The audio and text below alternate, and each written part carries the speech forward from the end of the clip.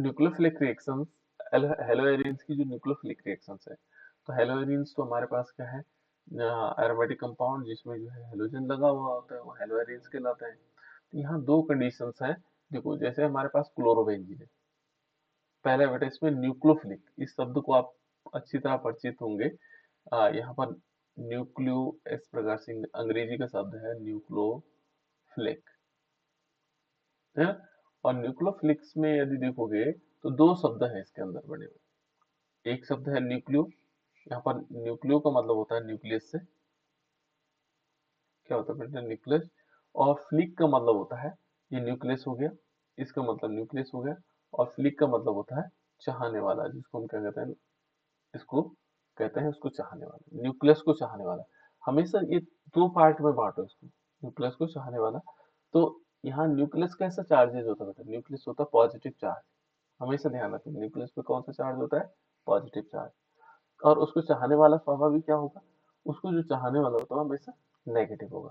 तो इसका मतलब जो न्यूक्लियोफाइल होगा, न्यूक्लियोफाइल को हम क्या दिखाएंगे, NU और नेगेटिव। न्यूक्लियस को चाहने वाला कौन होगा, ये जिस पर नेगेटिव चार्ज होगा, ये वाला, है ना? तो न्यूक्लियोफाइल क्या होंगे, जो हमारे पास रिएक्टेंट रीजेंट होते हैं बेटा, जो क्या होते हैं, रीजेंट होते हैं। तो रीजेंट क्या होंगे, जितने भी अटैकिंग रीजेंट होते हैं, जैसे माना सपोज HCl है, या NaOH है, या NH3 है, ये सब रीजेंट है, ये दो पार्ट में टूट जाते हैं। दो पार्ट में टूटने का मतलब ये हो गया, ये क्या करेंगे, ये एक तो या तो फिर क्या बनाएंगे, एक न्यूक्लियोफाइल बनेगा और न्यूक्लियोफाइल अटैक होगा, है ना, और एक इलेक्ट्रोफाइल बनेगा। तो इन्हीं न्यूक्लियोफाइल यहाँ पर क्या कर रहे हैं, सारे के सारे न्यूक्लियोफिलिक अभिक्रिया हैं, यानी कि न्यूक्लियोफाइल के द्वारा अटैक होने वाले। ठीक है, ये तो मजेदार रिएक्शन है। अब देखो सबसे पहले हम देख लेते हैं इसमें से कि कौन कौन से होंगे। तो पहला इसमें प्रतिस्थापन अभिक्रिया में है ना, सब्स्टिट्यूशन रिएक्शन, जिसमें क्या हो रहा है, तो ये कहता है देखो, हाइड्रोक्सी समूह द्वारा प्रतिस्थापन, पहला पॉइंट है हाइड्रोक्सी समूह द्वारा प्रतिस्थापन। हाइड्रोक्सी समूह द्वारा किस प्रकार से प्रतिस्थापन हो सकता है, तो यहाँ देख लीजिए, हमने क्लोरोबेंजीन लिया बेटा, क्या लिया, क्लोरोबेंजीन। ये क्लोरोबेंजीन क्या होता है, बेंजीन रिंग के ऊपर Cl लगा, ठीक है, और हमने इस पर NaOH की रिएक्शन करवाई, और वो भी कैसा वाला, एक्वस, कैसे वाला है बेटा, ये एक्वस NaOH। और एक्वस NaOH के साथ जब रिएक्शन होती है तो क्या होता है बेटा, क्या बताया था मैंने आप लोगों को, जैसे हम एक्वस के साथ रिएक्शन करवाते हैं तो क्या होता है, 623 ATM इसका एटमॉस्फेरिक प्रेशर जो है, इस पर 300 एटमॉस्फेरिक प्रेशर और इतना केल्विन टेम्परेचर है। क्या होगा बेटा, ये प्रतिस्थापन करता है, जब एक्वस होगा तो प्रतिस्थापन अभिक्रिया करेगा, ये क्या करेगा, ये OH जाकर के इस Cl की जगह ले लेता है, और ये Cl इसके साथ NaCl के रूप में निकल जाता है ना? तो अभी तो पहले इसमें दो कंडीशंस है, पहले वाले में क्या होगा, होना तो यही है, प्रतिस्थापन में होना ये है कि OH जाएगा यहाँ पर और Cl इससे निकल जाएगा, लेकिन पहले क्या अभिक्रिया करता है, पहले ये H क्या करेगा, इस Cl के साथ रिएक्शन करेगा। ये दो स्टेप में होती है रिएक्शन, है ना? तो दो स्टेप में कैसे होगी, यहाँ पर पहले बनाएगा ONA और प्लस इसमें निकल जाएगा HCl, ये पहला स्टेप है। फिर अगेन रिएक्शन करेगा, लास्ट कंपोनेंट तो वही बनना है, अगेन रिएक्शन करेगा। देखो यहाँ पर क्या हुआ, ONA, इसका नाम क्या है बेटा, बेंजीन रिंग के ऊपर ONA आ जाए तो क्या बोलते हैं उसको, उसको बोलते हैं फिनॉक्साइड। क्या बोलते हैं उसको, फिनॉक्साइड। फिर इस पर क्या होगा, अगेन रिएक्शन होती है डाइल्यूट HCl, और जैसे डाइल्यूट HCl के साथ रिएक्शन करेगा, ये क्या बना देगा, बेंजीन रिंग के ऊपर आएगा OH, क्या बनेगा बेटा इसमें, बेंजीन रिंग के ऊपर OH बनेगा। और इसको क्या कहा जाता है, इसका नाम क्या, कौन बताएगा, फिनॉल। बिल्कुल राइट, फिनॉल है। इसको हम क्या बोलते हैं, फिनॉल। तो याद रखिए, बेंजीन रिंग के ऊपर OH आ जाए तो फिनॉल हो जाता है, और ये एसिडिक नेचर होता है बेटा, कैसे होता है, एसिडिक नेचर, अम्लीय गुण होता है इसके, फिनॉल के अंदर अम्लीय गुण होता है। और जबकि यहाँ पर देखो, हम इसके साथ करवाते थे, एथेनॉल ले लेते ना, जैसे हमने एथेनॉल लिया CH3CH2OH, मतलब Cl लिया, सॉरी, CH3CH2Cl, और इस पर हमने NaOH की रिएक्शन करवाई एक्वस, तो इसने क्या बनाता है, ये बना देता है CH3CH2OH बना देता है, और NaCl निकल जाता है। ये रिएक्शन होती है NaOH के साथ। अब देखो यहाँ पर क्या हुआ, यहाँ बना फिनॉल, यहाँ बना एथेनॉल। ये अम्लीय गुण है, ये अम्लीय नहीं है, ये अंतर है बेटा इन दोनों में, है ना। तो ये एसिडिक नेचर होता है, अम्लीय गुण का होता है। फिनॉल क्या होगा, एसिडिक नेचर, इसके बारे में बताएंगे हम आगे, ठीक है। इस प्रकार से क्या किया इसने, देखो Cl को प्रतिस्थापित करके OH आ गया, तो ये दो स्टेप पे कंप्लीट होती है ना, इसको हम क्या कर सकते हैं, ये दो स्टेप में कंप्लीट हो रही। दूसरा देखो अमीन, ये है अमीनो समूह द्वारा प्रतिस्थापन, अभी प्रतिस्थापन ही हो रहा है। अब अमीन इसमें से प्रतिस्थापन, देखो क्लोराइड से हमें अमीन बनाना है, क्लोराइड से अमीन बनाना है, तो कैसे बन सकता है क्लोराइड से, तो हमने क्या लेना है, 2 मॉलिक्यूल क्लोरोबेंजीन लेना है, तो क्लोरोबेंजीन ले लिए 2 मॉलिक्यूल, और ये जो 2 मॉलिक्यूल क्लोरोबेंजीन लिया, इस पर हम क्या करते हैं, 2 मॉलिक्यूल NH3 की रिएक्शन करवाते हैं, अमोनिया की रिएक्शन करवाते हैं, और साथ साथ में क्यूप्रस ऑक्साइड लेते हैं, ठीक। और टेम्परेचर क्या लेंगे, 475 केल्विन, 475, और 6 atm होगा एटमॉस्फेरिक प्रेशर, और ये मालूम क्या करेगा, 2 मॉलिक्यूल बन जाएंगे जो बेंजीन, और बेंजीन इनके ऊपर आएगा NH2, क्या आएगा बेंजीन के ऊपर, NH2, और प्लस इसमें CuCl हो जाएगा। बेंजीन रिंग के ऊपर NH2 आता है बेटा, क्या बन जाता है, एनिलीन। गुड, ये एनिलीन, हाँ बिल्कुल एनिलीन हो जाता है बेटा, इसको क्या बोलते हैं, एनिलीन, बहुत इंपॉर्टेंट कंपाउंड है एनिलीन, ठीक है ना, एनिलीन हो जाता है। तो इस प्रकार से हमारे पास एनिलीन, देखो क्लोरोबेंजीन से हमने क्या बना दिया, ये क्लोरोबेंजीन है बेटा, क्या है, क्लोरोबेंजीन, और क्लोरोबेंजीन से हमने एनिलीन बना दिया। इसी प्रकार से देखो साइनो समूह द्वारा, एक साइनाइड है, उसके द्वारा प्रतिस्थापन कैसे हो सकता है, साइनाइड समूह है, उसके द्वारा प्रतिस्थापन, तो यहाँ पर हम क्या लेंगे, लेना क्लोरोबेंजीन ही है, क्या लेना, क्लोरोबेंजीन, मान लीजिए हमने क्लोरोबेंजीन लिया, फिर हमने क्या किया, CuCN के साथ रिएक्शन करवाई, कॉपर साइनाइड के साथ, है ना, और यहाँ पर होगा 475 केल्विन टेम्परेचर होगा। इस टेम्परेचर की उपस्थिति में क्या होगा, ये रिएक्शन करेगा, और रिएक्शन करने से क्या होगा बेटा, क्या बनाएगा, क्या बनना चाहिए इसको, बताओ क्या बन सकता है, यहाँ पर साइनो ग्रुप बन जाएगा, साइनो कंपाउंड्स बन जाएंगे, है ना, क्या बनेगा, साइनो कंपाउंड्स बन जाएंगे, तो साइनो कंपाउंड्स इसमें बन सकता है, और यहाँ पर क्या आ जाएगा, साइनाइड्स आ जाएगा, क्या आएगा, साइनाइड। इस प्रकार से हम साइनाइड कंपाउंड बना सकते हैं, यानी क्या बन जाएगा इसमें, यहाँ आ जाएगा बेंजीन रिंग होगा, और बेंजीन रिंग के ऊपर क्या आएगा, CN आ जाएगा, और प्लस इसमें क्या हो जाएगा, CuCl, इसका नाम क्या होगा बेटा, इसका नाम क्या होना चाहिए, इसका नाम होगा साइनोबेंजीन, नोट भी करते रहेंगे आप लोग, तो उससे क्या होता है, नींद भी नहीं आती, साथ साथ में हम नोट भी करते रहते हैं। तो ये क्या है, साइनोबेंजीन, इसका नाम क्या है, साइनोबेंजीन, याद रखिएगा, साइनोबेंजीन हो जाएगा। तो इस प्रकार से साइनोबेंजीन हो जाएगा। तो ये कुछ रासायनिक अभिक्रियाएं थी जो न्यूक्लियोफिलिक है, वैसे ये अधिकांश न्यूक्लियोफिलिक न दे करके इलेक्ट्रोफिलिक रिएक्शन देता है ना, कैसे देता है, इलेक्ट्रोफिलिक। अब वो अभी तक तो था न्यूक्लियोफिलिक, अब दूसरा है इलेक्ट्रोफिलिक। फिर शब्द देखो, शब्दों को पहचानो, ये क्या लिखा हुआ है, इलेक्ट्रोफिलिक, फिर वही इलेक्ट्रो मीन्स, यहाँ इलेक्ट्रो का मतलब होता है इलेक्ट्रॉन, क्या होगा बेटा, इलेक्ट्रॉन, ठीक है ना, और इलेक्ट्रॉन को चाहने वाला, इलेक्ट्रॉन को कौन चाहेगा, इलेक्ट्रॉन पे कौन सा चार्ज होता है, ये ध्यान नहीं रखना है, इलेक्ट्रॉन पे होता है नेगेटिव चार्ज, कौन सा चार्ज होता है बेटा, नेगेटिव चार्ज, और उसको चाहने वाला कैसे होगा, स्वाभाविक है, ये नेगेटिव चार्ज वाला है तो उसको चाहने वाला पॉजिटिव चार्ज, तो इलेक्ट्रोफाइल पर हमेशा पॉजिटिव चार्ज होगा, क्योंकि अपोजिट चार्जेस एक दूसरे को चाहते हैं, है ना, वो अट्रैक्ट होते हैं एक दूसरे के प्रति। तो यहाँ पर क्या होगा, इलेक्ट्रोफाइल क्या होगा, पॉजिटिव चार्ज। इलेक्ट्रोफाइल क्या होगा, पॉजिटिव चार्ज।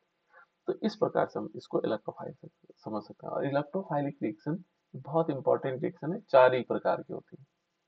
हमेशा ध्यान रखना, जो इलेक्ट्रोफिलिक रिएक्शंस हैं वो 4 प्रकार की होती है। रियर कंडीशंस में वो 3 भी होती, कभी कभी 3 भी रहती, लेकिन ये 4 ही प्रकार की होती है।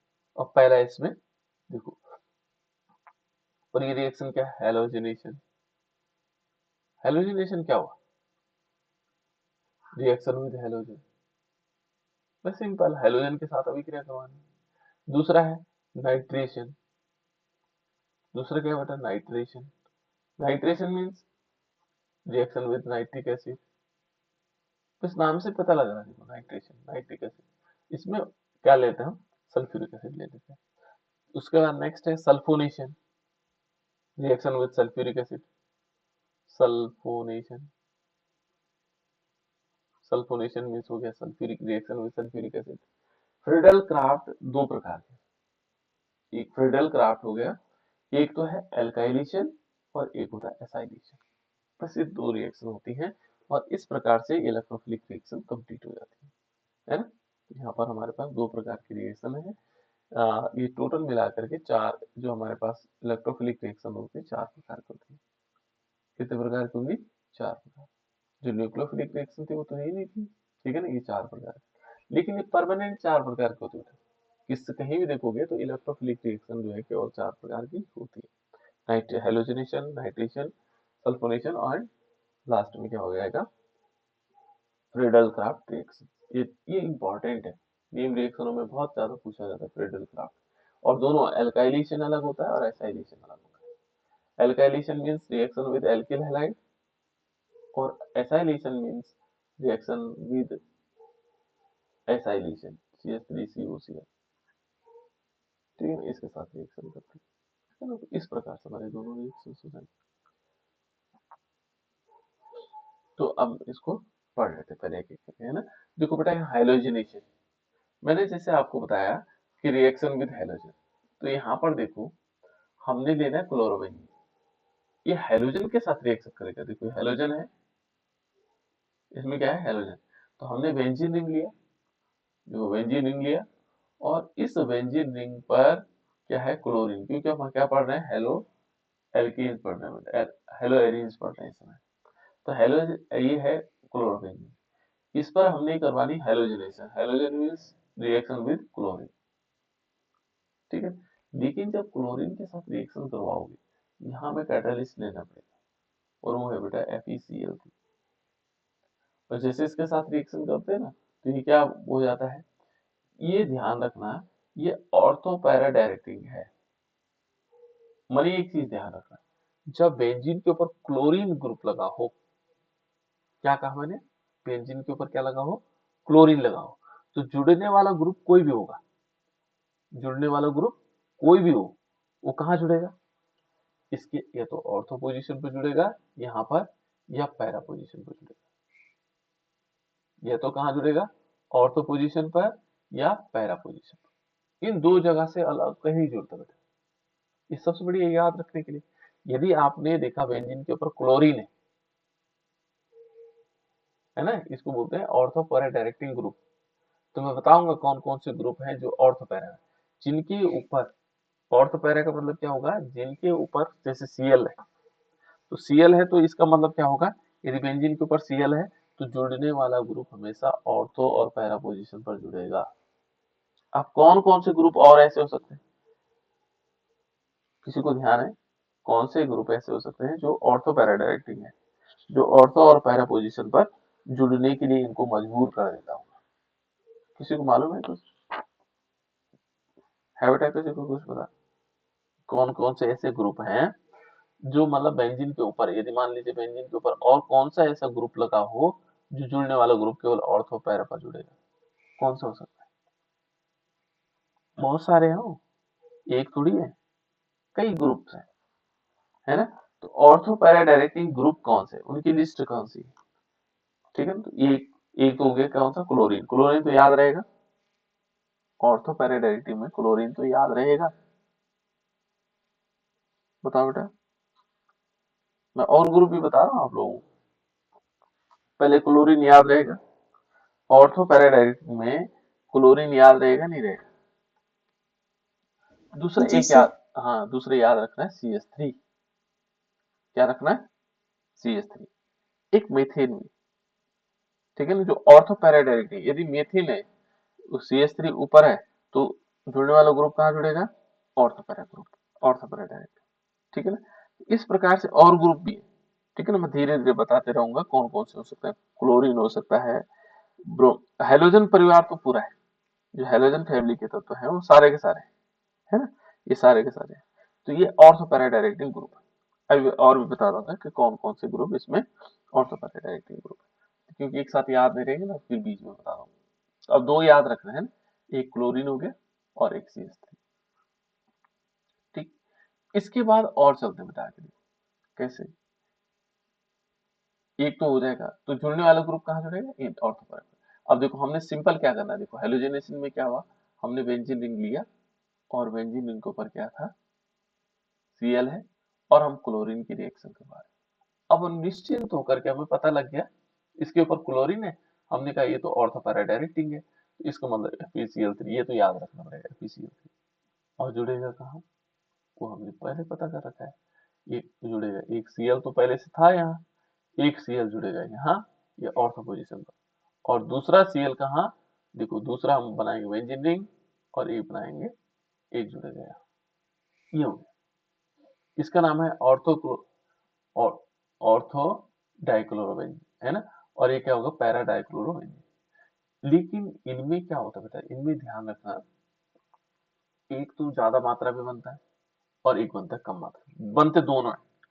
ये ऑर्थोक्लोरोबेंजीन भी बनेगा, ऑर्थो डाइक्लोरोबेंजीन भी बनेगा, और पैरा डाइक्लोरोबेंजीन भी बनेगा, दोनों बन जाते हैं, है ना। लेकिन ये 20% बनता है। कितना परसेंट बनता है? 20%। ये प्रोडक्ट कम बनता है, ऑर्थो वाला कम बनता है, लेकिन ये 80% बनता है। ये मेन प्रोडक्ट है इसका। ज्यादा मात्रा में कौन बनेगा? पैरा वाला, ठीक है ना। इस प्रकार से हम समझ सकते हैं कि यहाँ पर ये ध्यान रखना आपको कि जो हेलोजनेशन में है, हेलोजनेशन में इस प्रकार से अभिक्रिया होती है। क्लियर? इतनी बात क्लियर हुई बेटा? इतनी बात समझ में आ गई क्या हुआ? ये आगे ना किस प्रकार से होना है। अब दूसरा देखो नाइट्रेशन। अब नाइट्रेशन क्या होता है? यानी कि reaction with nitric acid, nitric acid के साथ रिएक्शन होगी, तो ये है नाइट्रेशन। नाइट्रिक एसिड के साथ जब हम रिएक्शन करवाएंगे तो वो क्या कहलाएगा? नाइट्रेशन कहलाएगा। लेकिन यहाँ दो चीजें ध्यान रखना, यहाँ रिएक्शन विद नाइट्रिक एसिड, लेकिन किसकी प्रेजेंस में होगा? Sulphuric acid. सल्फ्यूरिक एसिड का फॉर्मूला होता है H2SO4, है ना। यहाँ हम क्या लेंगे बेटा? बेंजीन लेंगे, क्लोरोबेंजीन लेंगे, और दूसरा हमने क्या करना है? Reaction with nitric acid. Nitric acid क्या लेंगे? कंसंट्रेट, ये CONC जो होता है बेटा कंसंट्रेट का शब्द होता है ना, कंसंट्रेट विद HNO3, ये HNO3 के साथ रिएक्शन करा, और यहाँ प्रेजेंस में किसकी होगी? किसकी प्रेजेंस में होगा? कंसंट्रेट सल्फ्यूरिक एसिड, सांद्र sulphuric acid, concentrate sulphuric acid, और इसको गर्म करेंगे। जुड़े कहाँ जुड़ेगा ग्रुप? क्या बोला था मैंने? यदि क्लोरीन है तो जुड़ने वाला ग्रुप कहाँ जुड़ेगा? ऑर्थो और पैरा पे। देखो इस यहाँ पर देखोगे तो ये ऑर्थो पे जुड़ा हुआ है ना, ये देखोगे तो यहाँ पैरा जुड़ा हुआ ग्रुप है ना। तो हम क्या करेंगे, यहाँ पर हम बेंजीन रिंग बनाएंगे, तो पहला जो कंपाउंड बनेगा हमारे पास, ये ऑर्थो क्लोरो, ये देखो ऑर्थो नाइट्रो क्लोरोबेंजीन, यहाँ पर NO2 जोड़ देंगे। लेकिन ये 20% बनेगा बेटा, कम मात्रा में बनेगा, लेकिन साथ साथ इसके क्या बनेगा?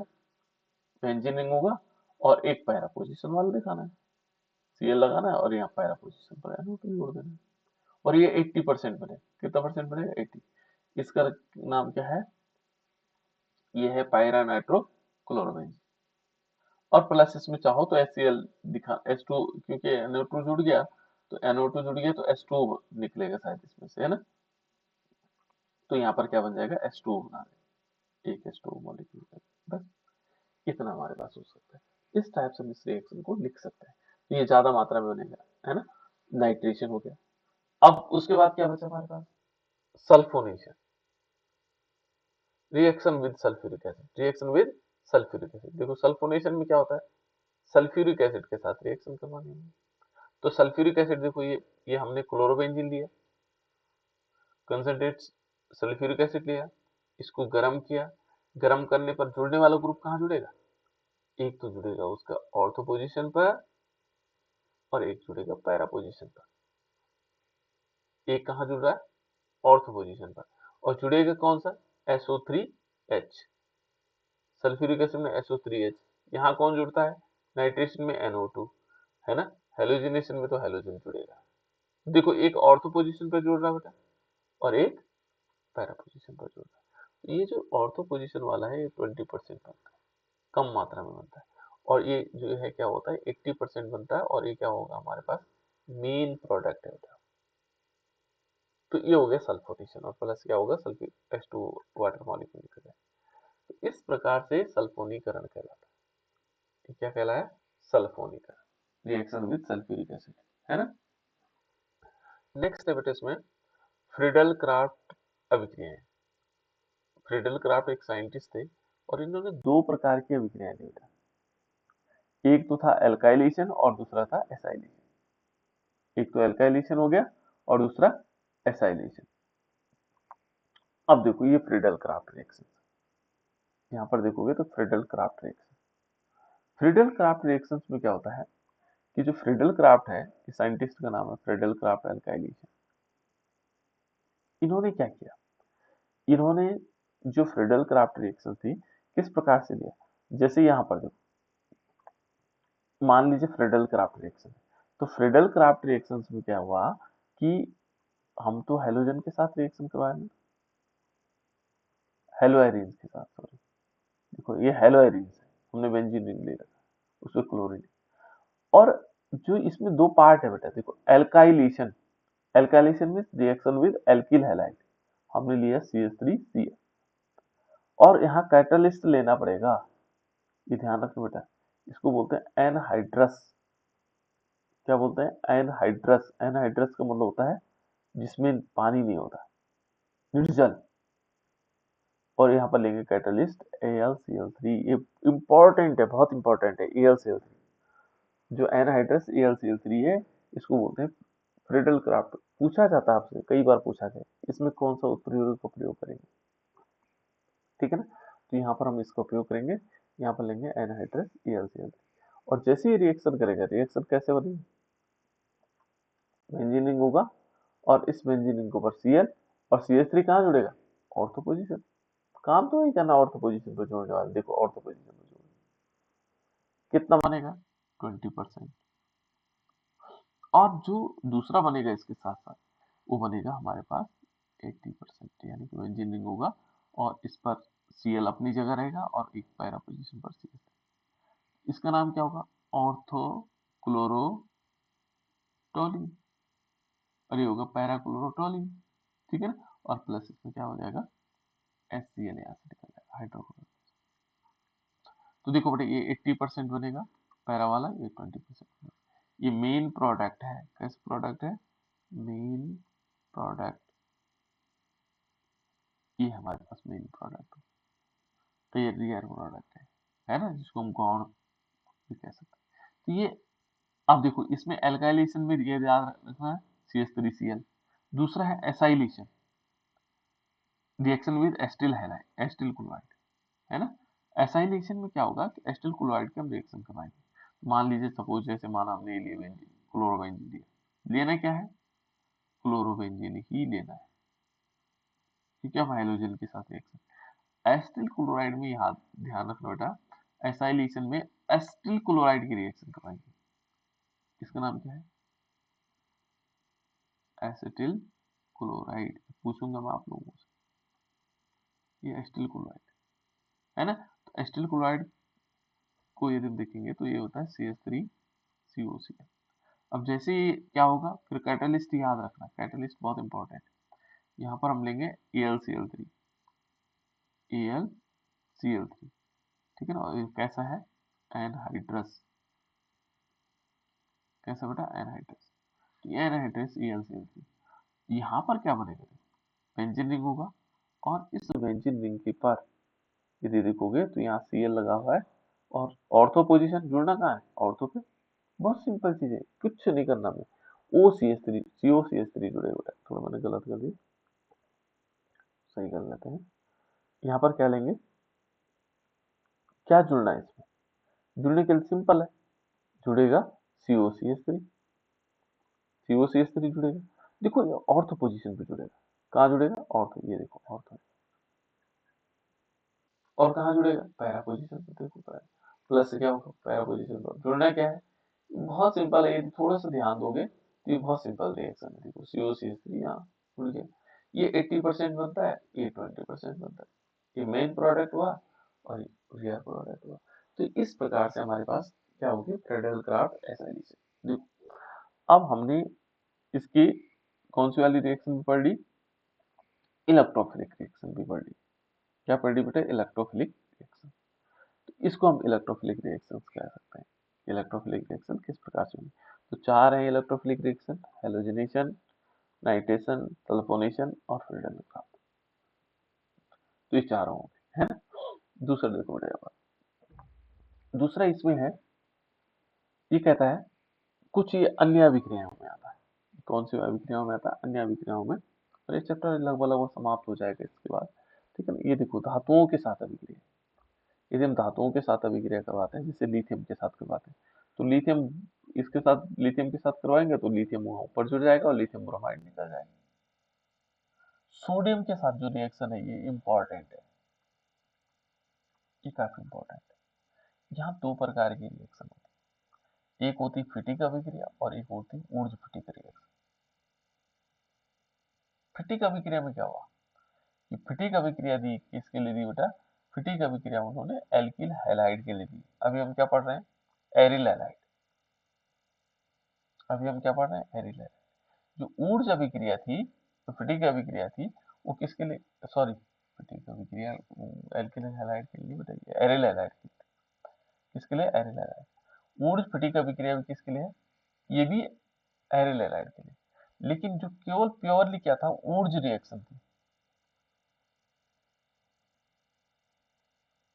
ऊर्ज रिएक्शन, है ना। जो केवल बुटर्स अभिक्रिया थी, ऊर्ज अभिक्रिया थी, ये थी एल्किल हैलाइड की। किसके लिए, एल्किल हैलाइड के लिए। और ये दोनों रिएक्शन किसके लिए, एरिल हैलाइड के लिए। एरिल हैलाइड का मतलब हो गया जिनमें जो है एरिल ग्रुप है। तो देखो बेटा हमारे पास क्या है, पहले फिटिक रिएक्शन देख लेते हैं। तो जैसे हम एलिफैटिक कंपाउंड ले रहे थे, उसी प्रकार से हम क्या क्या लेंगे, एरोमेटिक कंपाउंड लेंगे, है ना। तो यहाँ हम क्या लेंगे, जैसे मान लीजिए हमने क्लोरोबेंजीन लिया, ये क्लोरोबेंजीन है, बेंजीन इनके ऊपर Cl है। फिर हमने क्या लिया, 2Na लिया, फिर क्या लिया, बेंजीन इनके ऊपर Cl, और ये जो Cl है, ये वाला Cl और ये Cl, ये दोनों इसके साथ रिएक्शन कर लेते हैं, NaCl बना देते हैं, और ये दोनों जुड़ जाते हैं, है ना। और यहाँ ड्राई ईथर लेना बेटा, शुष्क ईथर होता है। ये दोनों कैसे जुड़ जाते हैं, ऐसे। ये क्या हो गया, एक बॉक्स से जुड़ गया, एक बॉक्स दूसरे, इसलिए दोनों फेनिल है, इसलिए इसको बाइफेनिल या डाइफेनिल भी कहते हैं, है ना। और प्लस इसमें क्या होगा, 2 मॉलिक्यूल NaCl निकलेगा। ये है कौन सी वाली, फिटिक रिएक्शन। इसको हम क्या बोलते हैं, फिटिक रिएक्शन, ठीक। अब ऊर्ज क्या हुआ, ऊर्ज ने दिया था एल्किल हैलाइड के लिए CH3Cl, और फिटिक ने दिया था एरोमेटिक कंपाउंड के लिए बेंजीन के ऊपर Cl। तो इन दोनों को मिला दिया जाए तो ऊर्ज फिटिक, देखो यहाँ CH3Cl हुआ, इसने 2Na के साथ लिया और क्लोरोबेंजीन के साथ ड्राई ईथर लिया, और ये टॉलिन बन गया, और NaCl। देखो ये दोनों जुड़ गए ना आपस में, ये वाले। इसलिए ऊर्ज, ऊर्ज ने दिया था इस पर, ऊर्ज ने किसे दिया था, एल्किल हैलाइड। और जो फिटिक था, फिटिक ने किस पे दिया, इस पर, किस पर, एरिल हैलाइड। इसलिए इसका नाम क्या हुआ, ऊर्ज फिटिक रिएक्शन, ठीक है। ये दोनों रिएक्शन इंपॉर्टेंट होते हैं, इन दोनों को याद भी कर लेना, ठीक है। इसके बाद ये थोड़ी सी और आगे चलते हैं, इसमें ये देखिए मैग्नीशियम के साथ अभिक्रिया, ये भी काफी इंपॉर्टेंट होता है। जब हम क्या करते हैं, जैसे ब्रोमोबेंजीन है और इसकी मैग्नीशियम के साथ करवाते हैं रिएक्शन, तो ये हमारे पास बनता है ग्रिग्नार्ड अल्कमान। क्या बनता है? ग्रिग्नार्ड अल्कमान। बहुत इंपॉर्टेंट कंपाउंड है, इसको हम क्या बोलते हैं? ग्रिग्नार्ड अल्कमान। ग्रिग्नार्ड अल्कमान का निर्माण। तो ये वही जो अदर रिएक्शन थी बेटा हमारी, ठीक है ना, जिनको हमने अलग अलग लिखा। उसके बाद था इसमें उल्मान रिएक्शन, ठीक है ना, उल्मैन रिएक्शन से। और ये भी क्या होती है? कॉपर चूर्ण के साथ अभिक्रिया होती है। जो लास्ट वाला पोर्शन बचा कॉपर चूर्ण के साथ, जैसे माना हमारे पास उल्मान रिएक्शन है, उल्मान ने क्या किया कि जैसे फिटिक ने दिया ना, इसने कुछ नहीं किया, इसने आयोडीन लिया था और कॉपर के साथ रिएक्शन करवाई। बाकी उन्होंने क्लोरीन के साथ करवाई, इन्होंने आयोडीन लिया और इन्होंने भी डाइफेनिल का निर्माण करवाया। ये उल्मान रिएक्शन हो गई। यहाँ पर आयोडीन लेंगे, है ना, आयोडीन, और ये क्या बन जाएगा? ये आयोडीन लिया तो आयोडीन है ना, आयोडीन, और ये क्या हो जाएंगे? ये दोनों बनेगा, दोनों में बाइफेनिल, लेकिन इसके साथ जो दूसरा कंपाउंड निकलेगा वो निकलेगा Cu2I2, बनेगा इसमें बाइफेनिल। तो इस प्रकार से क्या होते हैं ये रिएक्शन, ठीक होता है। इस टाइप का इसको समझ सकते हैं। उसके बाद रिडक्शन है। रिडक्शन एक यदि हम देखेंगे आपसे है, तो निकल के साथ निकल और एल्युमिनियम के प्रेजेंस में, जैसे क्लोरोबेंजीन है बेटा, क्लोरोबेंजीन पर हमने क्या किया? Cl है और इस पर 2H की रिएक्शन करवाई, ए, और एक किसके प्रेजेंस में होता है? निकिल ओब्लिक एयर, ये मिश्र धातु है ना। और ये क्या कर देगा? बेंजीन बन जाएगा, ये याद रखना हमने, और प्लस HCl हाइड्रोक्लोरिक एसिड निकल जाएगा। तो इस प्रकार से ये वाला पार्ट हमारा कंप्लीट हुआ।